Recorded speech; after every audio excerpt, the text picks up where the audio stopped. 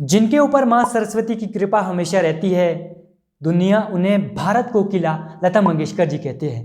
कंठ में विराजे सरस्वती, जीवा पे विराजे राम, युगों युगों तक रहेगा लता मंगेशकर जी का नाम। नमस्कार दोस्तों, मेरा नाम संजय कुमार है और मैं एक बिजनेस कंसल्टेंट हूँ डॉक्टर विवेक बिंद्रा जी की कंपनी बड़ा बिजनेस में। दोस्तों, आज से मैं अपने यूट्यूब की जर्नी स्टार्ट करने जा रहा हूँ और मेरा ये सौभाग्य होगा कि जो मेरी पहली वीडियो है वो लता मंगेशकर जी के ऊपर होगा। लता मंगेशकर जी कौन है? 28 सितंबर 1929 को लता मंगेशकर जी मध्य प्रदेश के एक मंगेशी नाम के एक गांव में पैदा हुए और उनके पिता का नाम दीनानाथ जी था। लता मंगेशकर जी के बचपन का नाम हेमा हरिदकर था। आइए हम बात करते हैं कि लता मंगेशकर जी इतने सफल कैसे हुए। उन्होंने ऐसी क्या चीज़ें अपनी ज़िंदगी में अपनाई जिससे उन्हें सफलता मिली। पहला उनकी लाइफ का जो सक्सेस का पॉइंट था वो था नेवर गिव अप एटीट्यूड। दोस्तों, लता मंगेशकर जी ने कभी भी हार नहीं मानी। जब लता मंगेशकर जी 13 साल की थी तो उनके पिताजी का निधन हो गया था। परिवार का पूरा बोझ लता मंगेशकर जी के कंधों पे आ गया था, जिससे कभी वो स्कूल भी नहीं जा पाई। लेकिन लता मंगेशकर जी कभी स्कूल नहीं गई, लेकिन फिर भी जब भी वो घर में काम करते थे और उनको अगर थोड़ा सा टाइम भी मिलता था तो उसमें वो पढ़ाई कर लेते थे। काम करते थे, काम में जैसे ही आपको समय मिला उसमें पढ़ाई करते थे, काम करते थे, पढ़ाई करते थे, काम करते थे, पढ़ाई करते थे। ठीक इसी तरीके से लता मंगेशकर जी भी करती थी और इसका परिणाम दोस्तों ये हुआ कि पूरी दुनिया में केवल लता मंगेशकर जी ही एक ऐसी सिंगर है जो एक गाने को 36 भाषाओं में गा सकती है।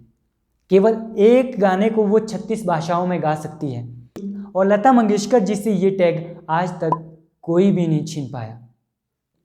आपने देखा होगा कुछ लोग दोष लगाते हैं, कुछ लोग करके दिखाते हैं। ये आपको डिसाइड करना है कि आपको इनमें से कौन सा बनना है। अगर चाहती तो लता मंगेशकर जी भी यहाँ पे दोष लगा सकती थी कि मैं फैमिली की वजह से नहीं पढ़ पाई, मेरे पास पैसे नहीं थे मैं इसकी वजह से नहीं पढ़ पाई, मेरे पास टाइम नहीं था मैं इसकी वजह से नहीं पढ़ पाई। दोस्तों, दुनिया में 3 प्रकार के लोग होंगे। एक वो जो ये बोलेंगे ये काम होगा ही नहीं, अरे भैया हमने दुनिया देखी है ये काम होगा ही नहीं। और एक वो जो उस काम को होते हुए देखेंगे और तीसरा वो जो उसी काम को करके दिखाएगा। दोस्तों, ये आपको डिसाइड करना है कि आपको इन 3 में से किस श्रेणी में रहना है। जिस भी श्रेणी में आप रहोगे वही आपका लाइफ का निर्णय तय करेगी कि आपकी लाइफ कैसी होगी। हालांकि कभी स्कूल नहीं गई, लेकिन फिर भी 6 यूनिवर्सिटी ने उनको अपनी डिग्री दी।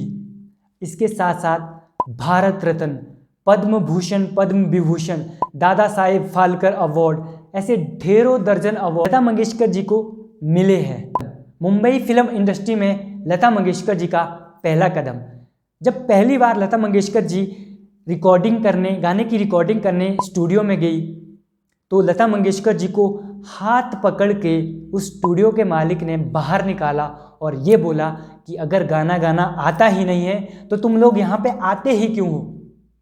और कहा कि तू कभी जिंदगी भर कितना भी रियाज कर ले सिंगर नहीं बन पाएगी।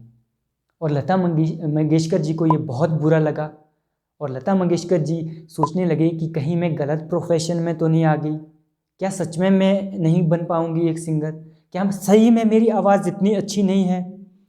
और लता मंगेशकर जी ने निर्णय लिया कि मैं कभी सिंगिंग नहीं करूंगी दोबारा। तभी उनके जो गुरु थे गुलाम हैदर, उन्होंने लता मंगेशकर जी को बताया कि बेटा तेरे पास जो आवाज़ है वो पूरी इंडस्ट्री में किसी के पास नहीं है, देखना एक दिन तू पूरे इस फिल्म जगत में राज करेगी। और ऐसा ही हुआ, क्योंकि हमारी लाइफ में एक मेंटोर का होना, एक गुरु का होना बहुत ज़रूरी है। दोस्तों, आपने महाभारत देखा होगा, जब अर्जुन बोल रहा है कृष्ण को, कृष्ण मैं युद्ध नहीं करूँगा क्योंकि मेरे सामने मेरे परिजन है, मैं युद्ध नहीं करूँगा।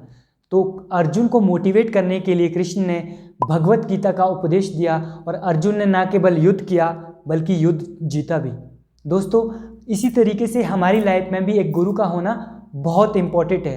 जब भी हमारे पास गुरु होगा तब हमारे पास मार्गदर्शन होगा, क्योंकि यही वो आदमी होगा जब आप नीचे गिरोगे तो वो आपको ऊपर उठाएगा।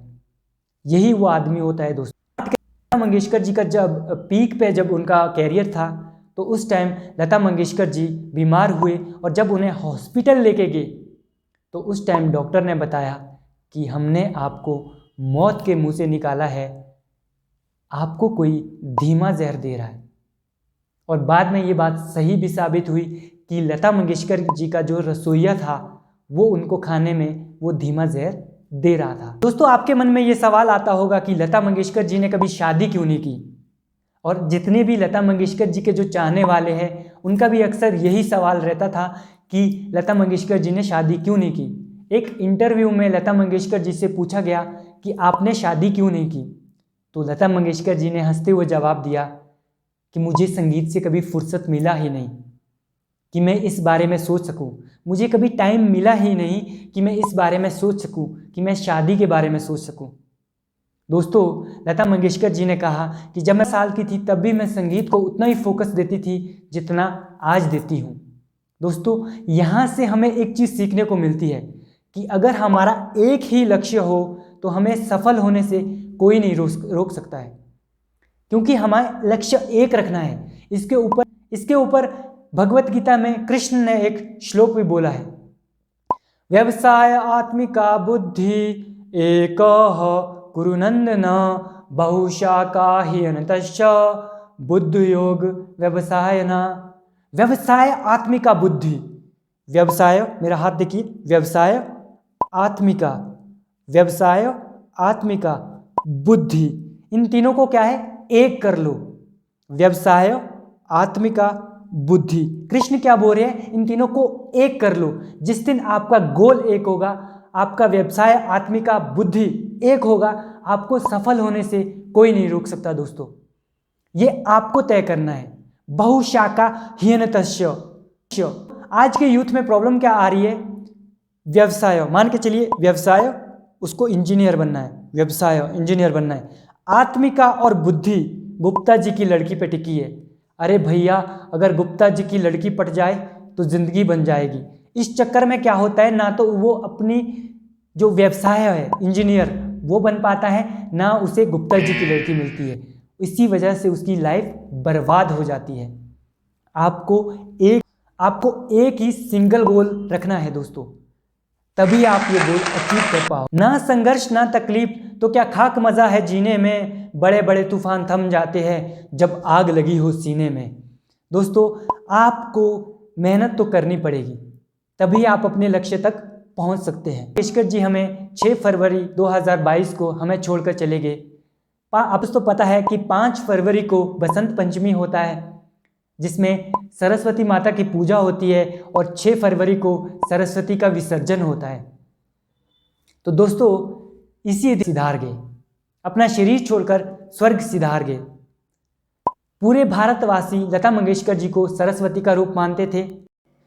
जो आज है वो कल नहीं होगा, जो आज है वो कल नहीं होगा। ठीक उसी प्रकार लता मंगेशकर जी के जैसा कोई दूसरा पैदा नहीं होगा।